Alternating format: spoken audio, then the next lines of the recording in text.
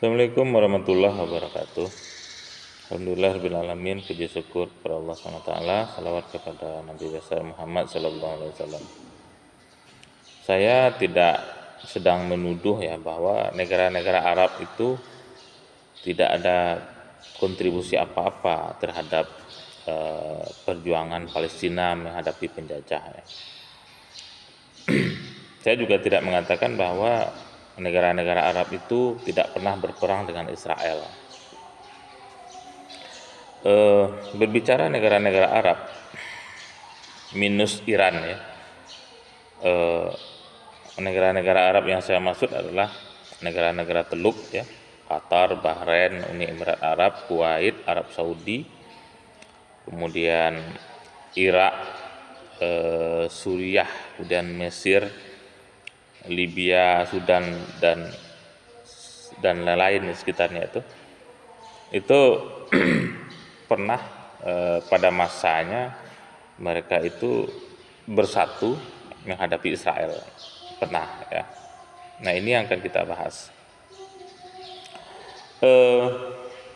Pada abad 20 ya, pada awal abad 20 atau lebih tepatnya pada paruh abad 20 itu kita tahu bahwa keruntuhan kekhalifahan Turki Utsmani itu negara-negara di Timur Tengah, khususnya di negara-negara Arab ya, itu mengalami perubahan yang luar biasa.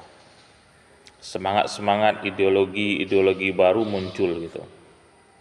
Nah, pada tahun 1930-an muncul yang namanya semangat sosialisme di negara-negara Arab.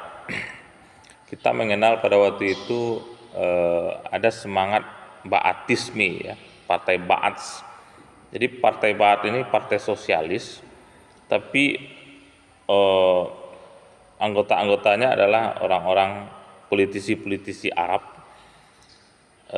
seperti di Irak, di Mesir, di Suriah, dan tentu saja di Arab Saudi pada waktu itu ya, yang mereka menginginkan sistem monarki itu harus diganti begitu. Sistem kesultanan, sistem kerajaan itu harus segera diganti. Ini semangat Ba'atisme ya, semangat pan-Arabisme ya, semangat sosialismenya begitu. Sehingga seperti Irak dan Mesir itu mereka mengalami keberhasilan, gimana sistem kerajaan di Irak itu runtuh dan digantikan oleh semangat nasionalisme. Kemudian di Mesir juga begitu, munculnya sosok Gamal Abdul Nasser yang menggantikan Raja Mesir pada waktu itu.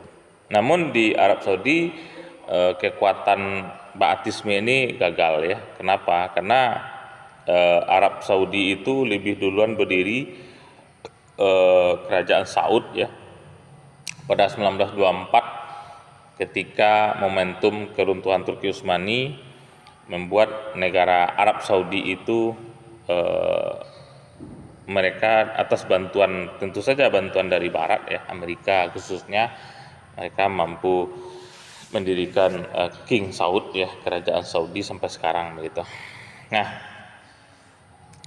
namun karena negara-negara Arab ini sibuk dengan urusannya masing-masing begitu ya, sibuk dengan ideologi-ideologi, sibuk dengan politiknya masing-masing, kekuasaan, kekayaan dan lain sebagainya, sehingga dalam hal ini kalau kita berbicara Palestina begitu ya, mereka kurang serius gitu.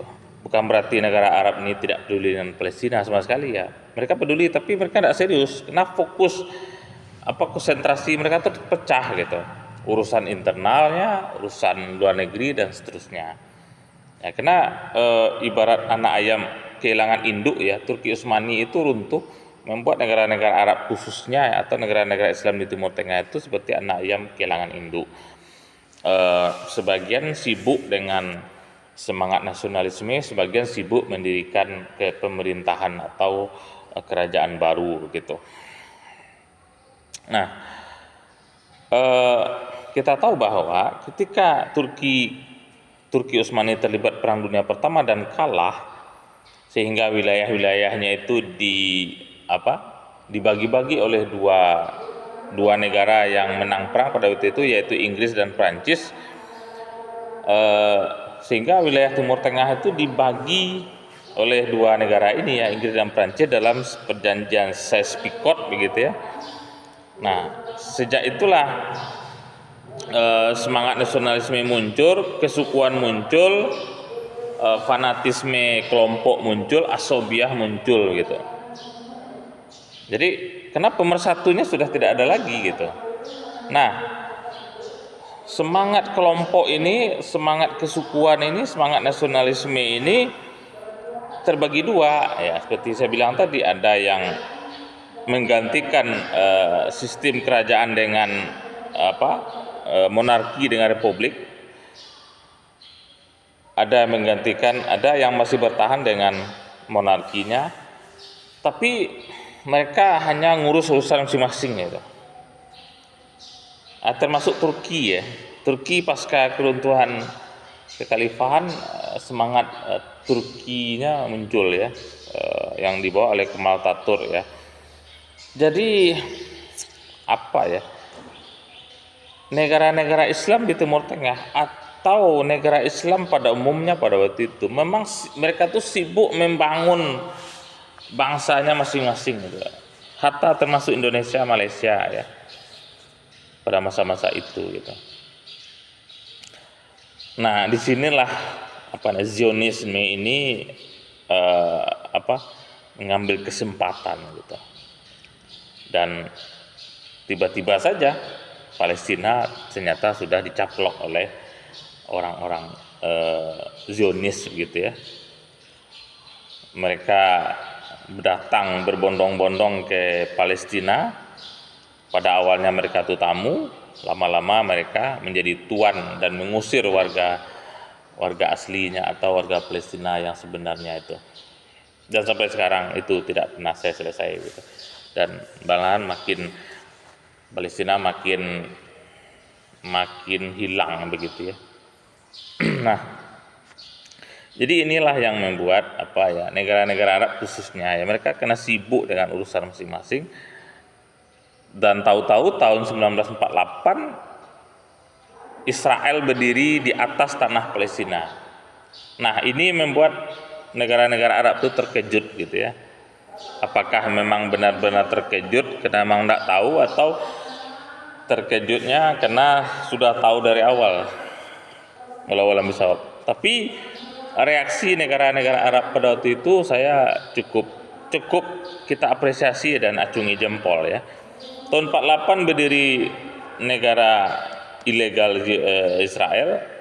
Pada tahun itu juga Mesir, Suriah, Libanon dan tentu saja Arab Saudi ya, melakukan penyerangan begitu. Mereka mengeroyok Israel.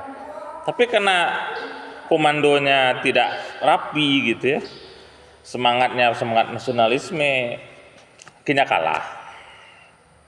Pasukan negara-negara gabungan Arab tadi kalah menghadapi Israel yang pada waktu itu baru berdiri gitu. Ya tentu saja tidak sekuat IDF sekarang gitu ya. Tapi karena semangat mereka itu memang luar biasa, menggebu-gebu, cita-cita mereka itu sangat tinggi sekali ya, untuk mendirikan pemerintahan Zionis. Maka menghadapi pasukan-pasukan Arab yang kucar-kacir, yang tidak punya komando yang jelas, akhirnya mereka menang. Tahun 56 terjadi lagi perang, tapi antara Mesir dengan Inggris gitu ya. Ini urusan Suez sebenarnya, tapi Israel terlibat gitu. Dan akhirnya Mesir juga kalah. Tahun 1967 terjadi perang 6 hari ya. Kembali lagi Mesir, Suriah, Libanon,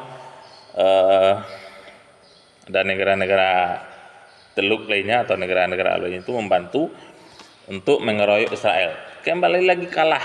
6 hari perang itu betul-betul memalukan itu. Silahkan dilihat sejarahnya ya, bagi pemirsa yang penasaran, perang 6 hari tahun 67 gitu. Tahun 73 Mesir kembali menggempur Israel ya, karena ingin merebut semenanjung Sinai yang dulu dikuasai oleh Israel pada perang 6 hari itu. Dalam perang 73 ini Mesir cukup berhasil memukul ya pada peperangan awal, tapi kembali lagi Mesir KO ya, karena Amerika sudah, kita tahu bahwasanya Amerika memang dari dulu dibalik Israel gitu ya. Nah setelah tahun 73 tidak ada lagi peperangan langsung ya negara-negara Arab itu terhadap Israel. Barangkali tahun 73 itu adalah tahun terakhir ya negara-negara Arab itu berani berperang dengan Israel gitu. Sampai sekarang tidak ada. Nah, gimana Iran pada waktu itu? Iran pada waktu itu ya bukan Iran seperti sekarang ya. Iran pada waktu itu adalah anak manis, boneka setianya Amerika begitu.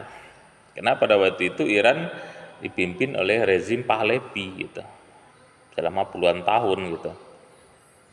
Nah, tahun 79 Iran merubah keadaan, terjadi revolusi Iran, dan sejak itulah Iran merubah haluannya 180 derajat dari bermesraan dengan Amerika, berteman dengan Israel, menjadi benci dan menentang Amerika serta Israel begitu.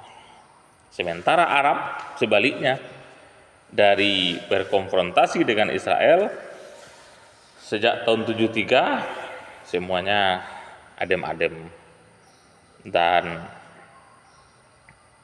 ya seperti yang kita lihat sekarang lah ya, bagaimana negara-negara Arab itu ya tidak satupun yang berani ya. Memang ada dulu Saddam Hussein gitu ya, tapi ya kita tahu Saddam Hussein juga dulu dibantu oleh Amerika untuk melawan Iran gitu ya.